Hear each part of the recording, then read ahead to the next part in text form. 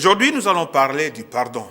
Un message que tout le monde connaît très bien, mais nous allons découvrir tout au long de ce message comment est-ce que le Seigneur nous a inspirés afin que chacun de nous trouve sa part dans ce que le Saint-Esprit nous a inspiré.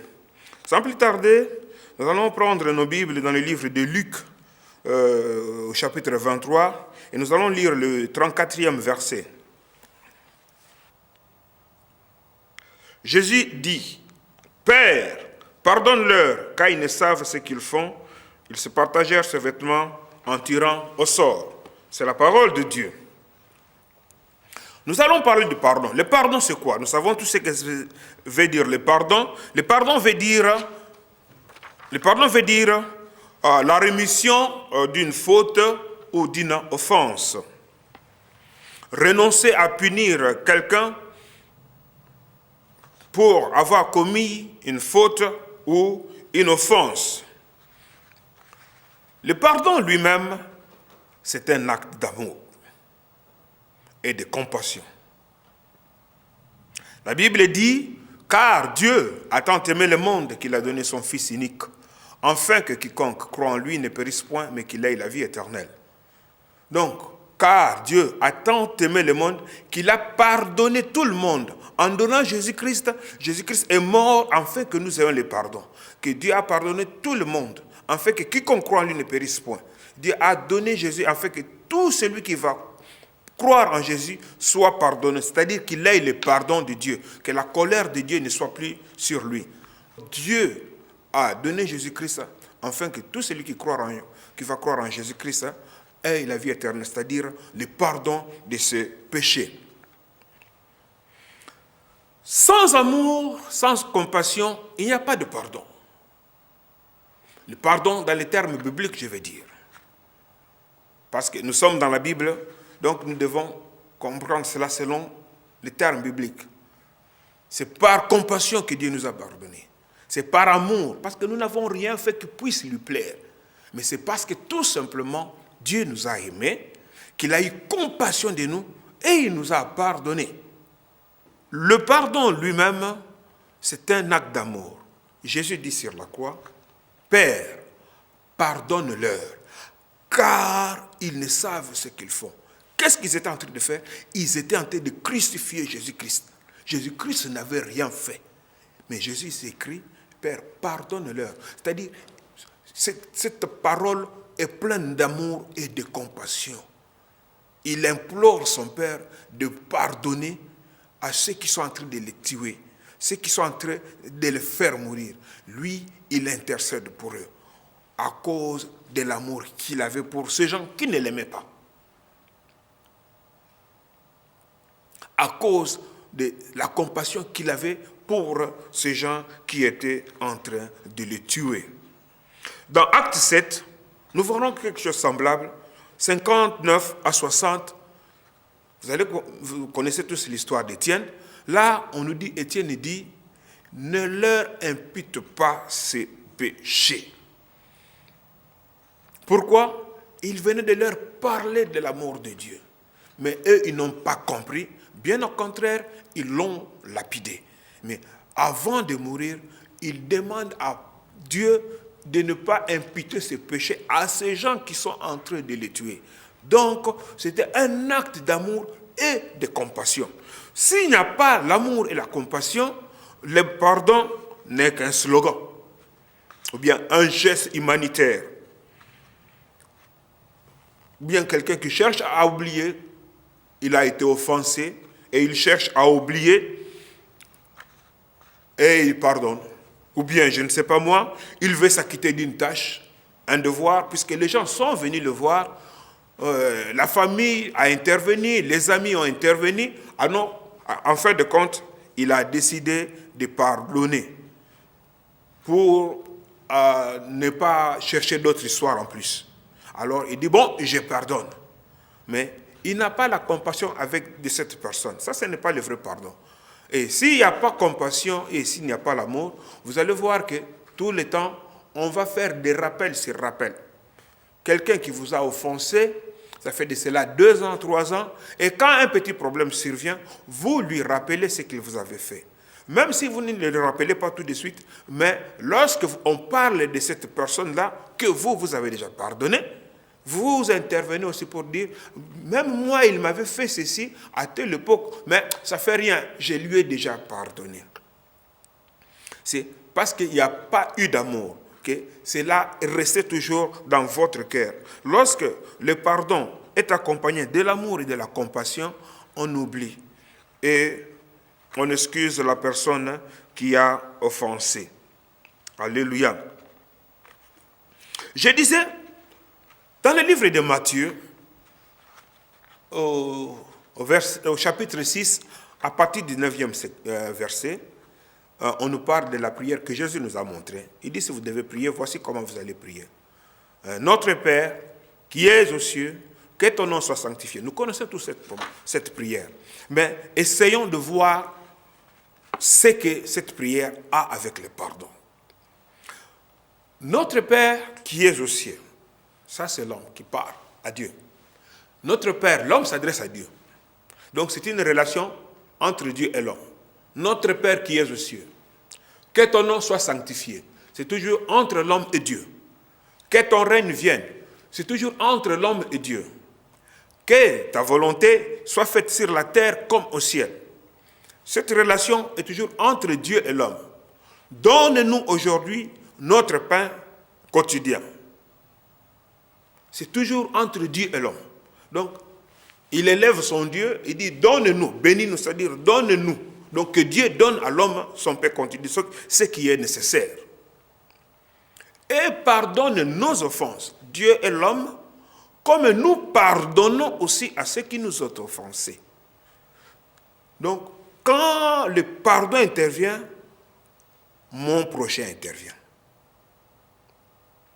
Donc, pardonne nos offenses comme nous pardonnons aussi à ceux qui nous ont offensés. C'est-à-dire, ce pardon est similaire. De la même façon que Dieu nous pardonne, nous aussi nous devons pardonner nos prochains. C'est-à-dire, la relation qu'il y a entre moi et mon prochain, c'est une relation basée sur le pardon. Quand il n'y a pas de pardon, c'est très difficile que j'aime cette personne. C'est pourquoi je dis, aime ton prochain comme toi-même. Donc, le pardon, c'est un acte d'abord d'amour et de compassion. Comment est-ce que Dieu nous a pardonné? Il nous a pardonné par amour et par compassion. Nous aussi, nous pardonnons à ceux qui nous ont offensés par amour et par compassion. Ce n'est pas pour nous tirer seulement d'histoire. Bon, je ne vais pas, tu restes de ton côté, moi je reste de mon côté. Ça, ce n'est pas le pardon. C'est selon le monde que nous pardonnons ainsi. Selon la Bible, le pardon est un acte d'amour et de compassion. La Bible dit que nous avons reçu le ministère de réconciliation, c'est-à-dire réconcilier les hommes avec Dieu et les hommes entre eux. C'est très important que nous puissions faire cette part des choses. Un enfant de Dieu est obligé de pardonner, quels que soient les problèmes qu'on lui a fait, quelle que soit l'offense qu'on a commise sur lui. Pour que le pardon intervienne, il faut qu'il y ait deux camps. Un, l'offenseur et l'offensé. Deux camps sont engagés pour qu'il y ait pardon. Il y a celui qui a commis l'offense, c'est-à-dire l'offenseur, et celui qui est offensé, celui qui subit l'offense. Entre Dieu et l'homme, Dieu est l'offensé. Dieu n'est pas l'offenseur, c'est l'homme qui a offensé Dieu. Mais entre nous, c'est l'un ou l'autre. Avant que quelqu'un pardonne, il doit être sûr que c'est par compassion qu'il fait cela, que c'est par amour qu'il fait cela à cette personne. Ce n'est pas un slogan. Je lui ai pardonné, bon, il reste dans son cœur, bon, c'est fini, moi j'ai déjà oublié, je ne veux plus qu'on me parle de cette histoire. Non, ça ce n'est pas le pardon. Le vrai pardon est un acte d'amour et de compassion. Donc, dans le pardon, il y a deux camps qui sont engagés, l'offensé et l'offensé. et l'offenseur. Et lorsque les deux, chacun reconnaît son rôle dans le pardon, et cela marche. Et si l'offenseur ne reconnaît pas qu'il a offensé, c'est très difficile que le pardon intervienne.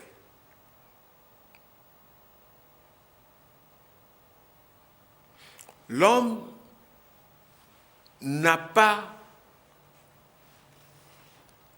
a du mal à comprendre qu'il a offensé Dieu. Et c'est jusqu'à ce que l'homme arrive à comprendre que tout le mal qu'il fait dans sa vie, c'est une offense contre Dieu. C'est lorsque l'homme arrive à ce point qu'il comprend vraiment Dieu et qu'il peut se repentir avec sincérité d'âme, avec sincérité de cœur. Si il ne comprend pas qu'il a offensé Dieu, il va toujours chercher les excuses et ne verra pas la vraie valeur du pardon divin. Le pardon consiste en 3 choses. Je disais, pour que le pardon prenne place, il faudrait que ces 3 choses soient présentes.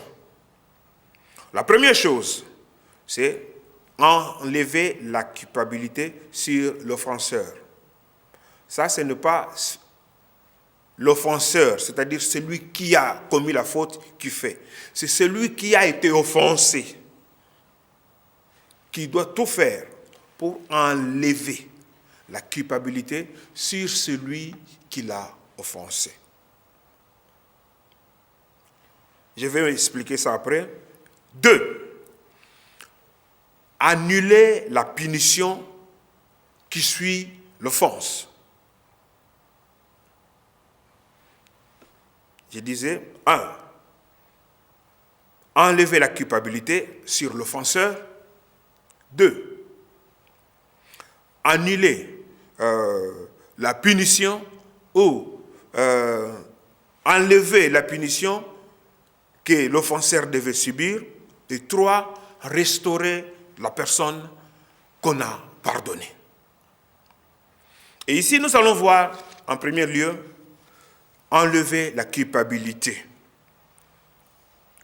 Lorsque nous avons péché, quand Adam dit, j'ai eu peur, c'est-à-dire la culpabilité pesait déjà sur lui.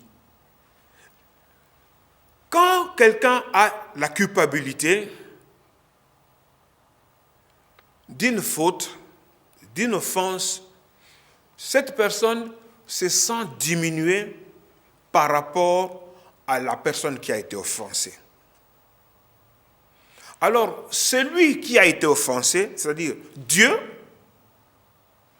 celui qui a été offensé, c'est Dieu dans ce cas ici, a tout fait pour enlever la culpabilité des péchés sur nous. Lorsque nous prions, nous élevons les mains sans reproche. Parce que Dieu, qui nous a pardonné, a enlevé cette culpabilité. Parce que si cette culpabilité était toujours là, lorsque je vais lever mes mains pour prier, je vais me rappeler. Non, j'avais fait ceci, j'avais fait cela, j'avais fait ceci, j'avais fait cela. Et je n'ai pas le courage ni la force de lever mes mains. J'ai peur qu'on me regarde.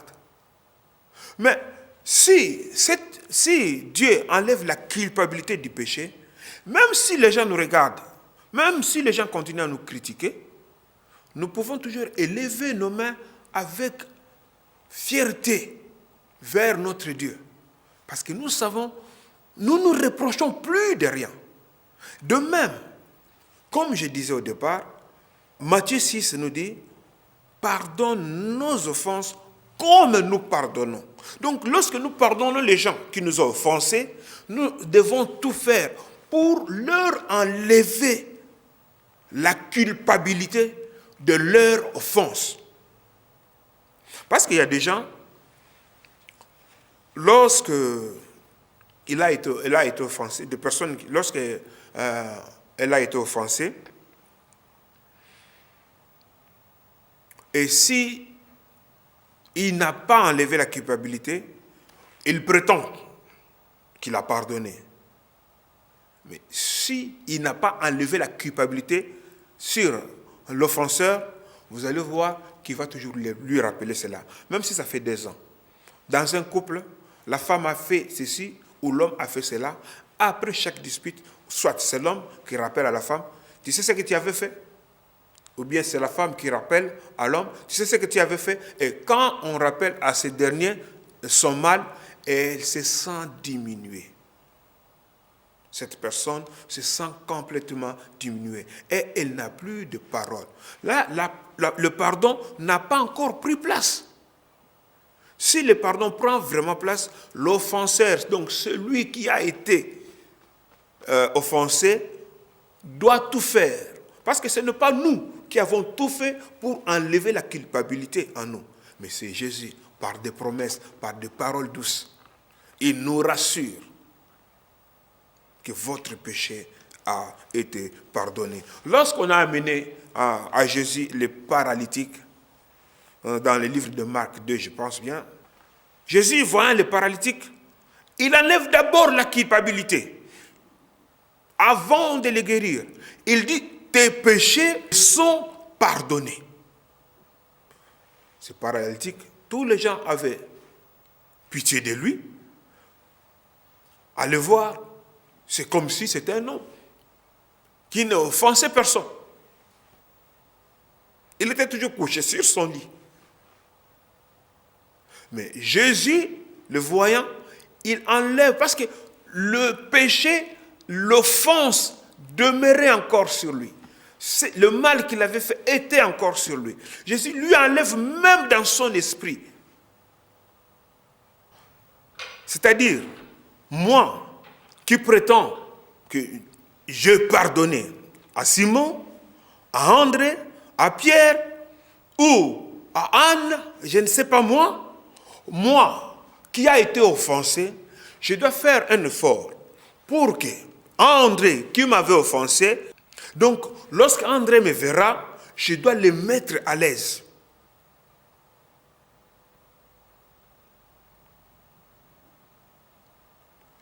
Et lorsque André me verra, il s'étonne. Il dit, ah, vraiment, il a oublié cela. Même s'il commet une autre offense, je ne le rappelle pas la première offense. Parce que j'avais déjà enlevé cette culpabilité. C'est pourquoi je dis que le pardon, c'est un acte d'amour et de compassion. Une personne que je n'aime pas, que je ne supporte pas sa présence, c'est très difficile de prétendre que je l'ai pardonné. Pourquoi? Parce que ce n'est qu'un slogan. Lorsque j'irai quelque part qu'on parle de cette personne, moi aussi je vais commenter. Vous savez ce qu'il m'a fait? Il m'a fait ceci, il m'a fait cela. Il a fait ceci, il m'a dit ceci, il m'a dit cela à moi aussi. Pourquoi? Parce qu'il n'y avait pas un acte d'amour au départ. Mais si c'est un acte d'amour, j'oublie. Je me mets à le défendre. Non, s'il a fait ça, c'est peut-être. Je ne pense pas. C'est comme ça que notre Seigneur nous a pardonné. Il est assis à la droite du Père et il intervient pour nous. Lorsque l'ennemi vient nous accuser, Jésus intervient pour nous. Il nous défend. Nous devons défendre les personnes que nous avons pardonnées. Donc, enlever la culpabilité dans leur vie, dans leur mémoire. Nous ne sommes pas de Dieu. Dieu a cette capacité d'oublier. Mais nous ne pouvons pas oublier. Nous sommes des humains. Parce que notre cerveau est fait de sorte que, depuis le bas âge, depuis que nous sommes enfants, le cerveau commence à enregistrer événement par événement. Les sons, la musique, les paroles qu'on nous dit, ce que nous voyons, les images, tout le cerveau capte. Même après 40 ans, 50 ans, on se rappelle d'une parole qu'on nous a dit. Même après 60 ans, on se rappelle d'un événement qu'on avait vécu. Pourquoi? C'est le fonctionnement du cerveau. Le cerveau agit ainsi. C'est sa mémoire. Il emmagasine les informations. Nous n'avons pas cette capacité dotée, mais nous avons cette capacité de pardonner par amour et par compassion. Le pardon veut dire la rémission d'une faute ou d'une offense. Le pardon lui-même, c'est un acte d'amour et de compassion. Donc, pardonne nos offenses comme nous pardonnons aussi à ceux qui nous ont offensés. C'est-à-dire, ce pardon est similaire. De la même façon que Dieu nous pardonne, nous aussi nous devons pardonner nos prochains. C'est-à-dire, la relation qu'il y a entre moi et mon prochain, c'est une relation basée sur le pardon. Le pardon consiste en 3 choses. 1. Enlever la culpabilité sur l'offenseur. 2. Annuler la punition. Et 3. Restaurer la personne qu'on a pardonnée. Le verset 19. Joseph leur dit, « Soyez sans crainte, car suis-je à la place de Dieu? Vous aviez médité de me faire du mal. Dieu l'a changé en bien pour accomplir ce qui arrive aujourd'hui, pour sauver la vie à un peuple nombreux. Soyez donc sans crainte. Je vous entretiendrai, vous et vos enfants. » Et il les consola en parlant à leur cœur.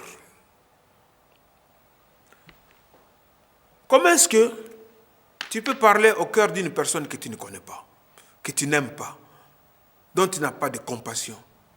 Ils avaient toujours peur. La culpabilité de leur mal était toujours là.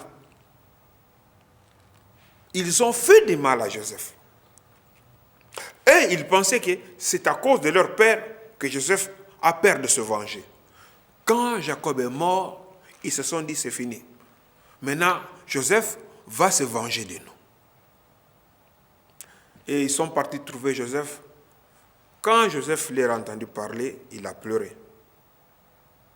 Il dit, vous avez monté, vous avez comploté de me faire du mal, mais Dieu l'a changé en bien. Mais ce n'est pas pour rien qu'il avait fait cela. Parce que Dieu avait un plan, il voulait sauver un peuple nombreux.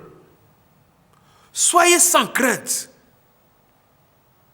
Donc ce n'est pas de votre faute, c'est le plan de Dieu. Il est en train de leur enlever la culpabilité de ce qu'ils avaient fait. Il les consola. Et il parla à leur cœur.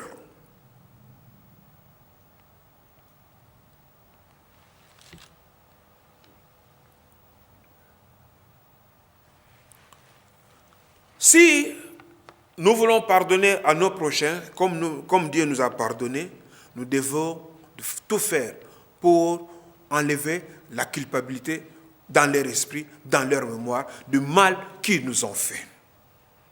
Ce n'est pas à eux, mais à nous.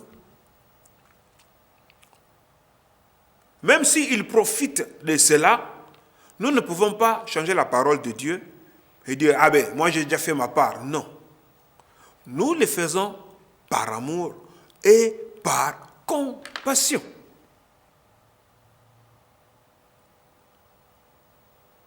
Enlever la culpabilité dans la vie de quelqu'un. Voyez d'abord ce qui s'est passé. Quand le frère de Joseph, quand il avait rencontré ce frère, pour leur parler, il avait déjà mis un interprète. Donc, il y avait déjà une barrière. Il y a des gens qui ont des problèmes, prétendant sous prétexte qu'ils se sont pardonnés, au téléphone. Ils téléphonent à celui-là, bon, voilà, je t'ai pardonné, ainsi de suite. Si la personne se trouve très loin de toi, on peut comprendre cela. Le téléphone est devenu comme un instrument pour interpréter tes paroles auprès de la personne que tu veux pardonner. Non. Le vrai pardon, c'est lorsqu'on se retrouve face à face avec la personne.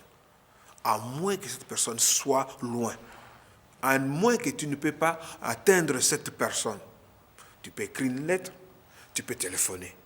S'il y a possibilité, voyez-vous face à face.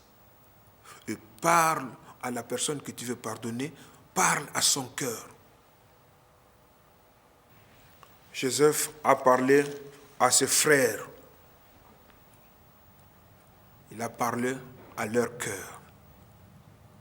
Et ses frères étaient maintenant sûrs que Joseph les avait pardonnés. Ils n'étaient plus coupables de ce mal qu'ils avaient fait à Joseph. Pour eux, c'était le plan de Dieu. Le vrai pardon prend place que lorsque l'homme comprend la volonté de Dieu dans sa vie. Si l'homme n'a pas encore compris la volonté de Dieu dans sa vie, tout ce qui lui arrive, il prend cela personnellement. Il va s'attaquer aux personnes. Mais s'il comprend la volonté de Dieu, il va comprendre que tout ce qui lui arrive concourt pour son bien-être. Et il va bénir le Seigneur au lieu de s'enflammer ou bien de garder la colère envers son prochain. Lorsque l'homme comprend la volonté de Dieu dans sa vie, il bénit le Seigneur. Et cet homme a la facilité d'oublier. Il ne prendra pas les problèmes personnellement. Tout ce qui lui arrive, il croit que c'est Dieu qui a permis. Et il bénira son Seigneur. Cette personne n'aura pas de problème pour pardonner. Le vrai pardon, je reprends, intervient que lorsque une personne comprend la volonté de Dieu dans sa vie. Et c'est cela même qui enlève toute la culpabilité dans la vie d'un homme. Quand j'ai compris la volonté de Dieu dans ma vie, toute culpabilité de mes péchés est partie.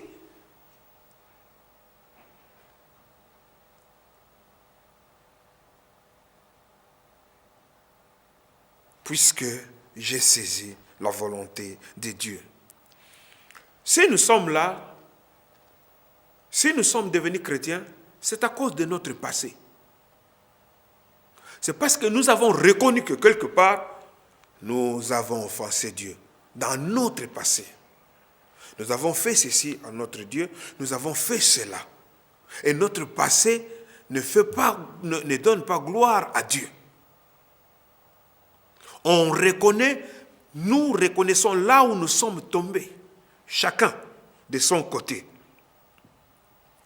Et c'est par rapport à ce passé-là que nous pouvons comprendre la grâce de Dieu. Et lorsque nous comprenons, si nous avons fait ceci, nous avons fait cela, et que Dieu, malgré ces jarres d'enfance, Dieu nous a graciés, mais pourquoi pas le faire sur les autres? Luc 15, versets 18 à 19. Je me lèverai, j'irai vers mon Père, et je lui dirai, mon Père, j'ai péché contre le ciel et contre toi. Je ne suis plus digne d'être appelé ton fils. Traite-moi comme l'un de tes ouvriers. Ça, c'est le fils prodigue. La culpabilité du mal qu'il avait fait à son père pèse sur lui. Il dit à son père, je ne suis plus digne d'être appelé ton fils à cause de la culpabilité du mal qu'il avait fait. Lui, il dit, j'ai péché contre toi, contre le ciel et contre toi. Mais écoute son père. Il appelle le serviteur. Apportez-lui plus vite la plus belle robe. Mettez-lui un anneau au doigt et des souliers aux pieds.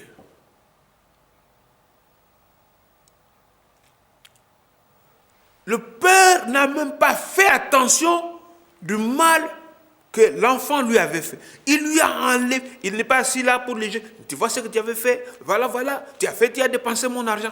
Il n'a pas fait ça. Pour lui enlever la culpabilité.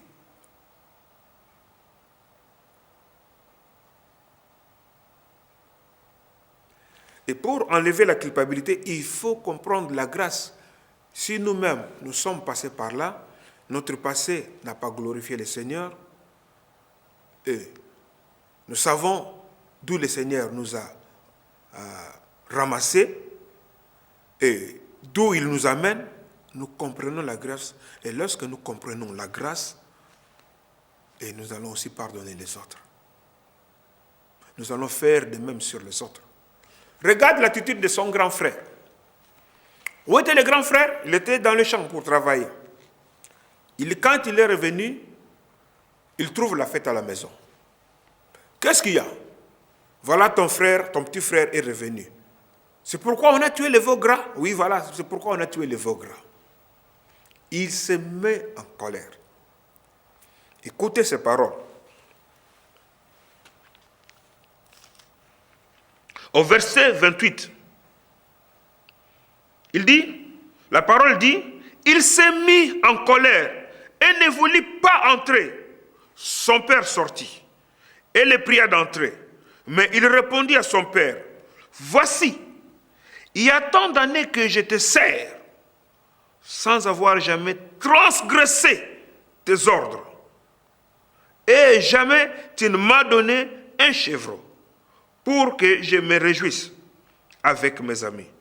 Et quand ton fils est arrivé, celui qui a mangé ton bien avec des prostituées, c'est pour lui que tu as tué le veau gras. Vous avez mentionné ce qu'il a dit, Abi? Et jamais, au verset 29, il dit, il y a tant d'années que je te sers sans avoir jamais transgressé tes ordres.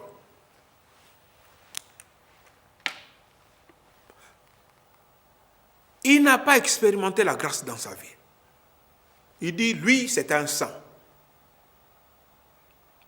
Donc quelqu'un qui lui-même ne se voit pas comme quelqu'un qui a déjà offensé Dieu, c'est très difficile pour lui de comprendre le pardon et de pardonner aux autres. Et il voit toujours le mal qu'on lui a fait. Moi, je n'ai rien fait. Moi, je n'ai rien fait. C'est lui qui a commencé. C'est lui qui a commencé. C'est lui qui... Lui, il n'a jamais commencé quelqu'un. Lui, il n'a jamais dérangé quelqu'un. Il n'a jamais commis du tort. C'est toujours sur lui que les offenses ont été commises. Une personne comme ça, c'est très difficile qu'il puisse comprendre la valeur de la grâce et ainsi pardonner aux autres. Si nous voulons vraiment pardonner, il nous faut d'abord comprendre la profondeur de l'amour de Dieu, la grâce, la faveur que Dieu nous a accordée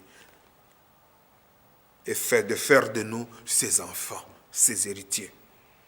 Si nous comprenons la valeur de la grâce de Dieu, nous allons pardonner aux autres. Le grand frère, il dit, il n'a jamais transgressé.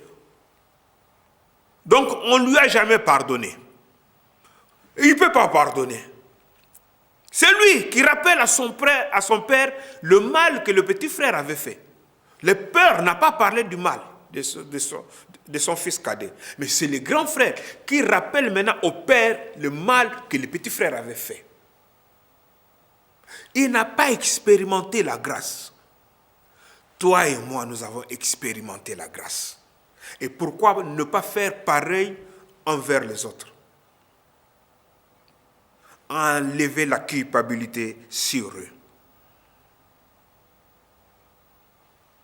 Nous devons tout faire pour enlever la culpabilité sur nos bien-aimés. Nous sommes les chrétiens. Et croyez-moi, il n'y a aucun chrétien qui élève les mains vers le Seigneur avec culpabilité. Non. Nous sommes tous sûrs que le Seigneur a oublié le mal que nous lui avons fait. Pourquoi ne pouvons-nous pas faire de même envers les autres?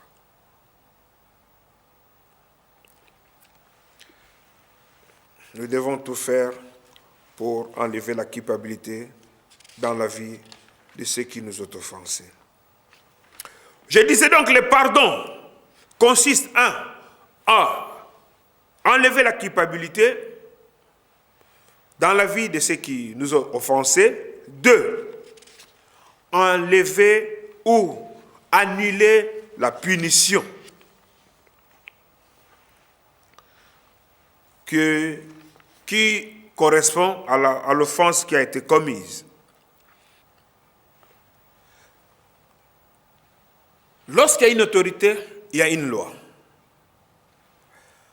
Et lorsque la loi est brisée, il y a une punition qui s'ensuit. Et cette punition doit correspondre au crime. Genèse 9,6. Genèse 9,6. Je lis au nom de notre Seigneur Jésus-Christ.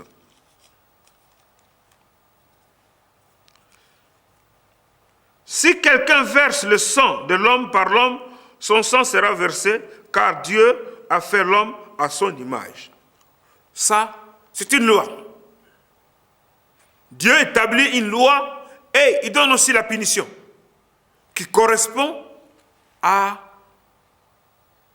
au crime commis. À chaque fois que la loi a été brisée, il y a une punition qui correspond au crime. Donc, la punition reflète les obligations de celui qui a offensé envers celui qui subit l'offense ou la victime. Je dis bien, la punition reflète les obligations de celui qui a offensé envers celui qui subit l'offense ou la victime.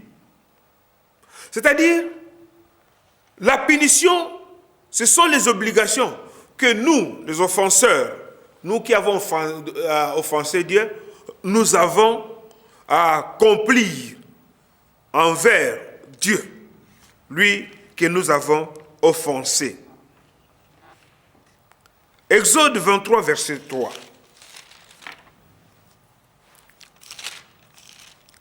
Exode 23, verset 3 nous dit, « Tu ne favoriseras point le pauvre dans son procès. » Tu ne favoriseras point le pauvre dans son procès. Ça, c'est Dieu qui parle. Pourquoi? Parce que seul Dieu est juste. Et la punition de Dieu est juste. Mais nous, les hommes, nous agissons par sentiment, par émotion. Dieu dit, même si c'est un pauvre, tu le traiteras comme la loi l'exige. Même si c'est un pauvre, tu le traiteras comme la loi l'exige. Donc, on montre par là que la punition de Dieu est juste. Mais nous, souvent, nous punissons des fois selon nos sentiments et nos émotions. À celui-là, nous donnons telle punition pour la même faute, à l'autre, telle punition selon que nous avons des sentiments ou des émotions envers l'un ou l'autre. Exode 21, 2. Si tu achètes un esclave hébreu, il servira 6 ans, mais la 7e, il sortira libre sans rien payer. S'il faut enlever la punition, s'il faut enlever la punition sur l'offenseur, cela doit être sans condition. La Bible dit il sortira libre. Il n'y a pas de condition. Lorsque j'ai pardonné à celui-là, c'est-à-dire je fais tout pour lui enlever la culpabilité du mal qu'il m'avait fait, et j'enlève la punition sans condition. Il n'est pas que je dis, bon, avant que j'oublie ce que j'avais dit, j'avais promis de lui faire, il faudrait qu'il paye ceci, qu'il paye cela. Non. Lorsque je pardonne, et j'enlève la punition. Il y a des gens qui ont juré sur la tombe d'un des parents que, à moins que ma mère qui est morte, ou mon père, ou celui-là, ou mon grand-père qui est mort il y a 10 ans, à moins qu'il ressuscite de mort, et je ferai ceci. Quelle punition tu imposes à ton prochain?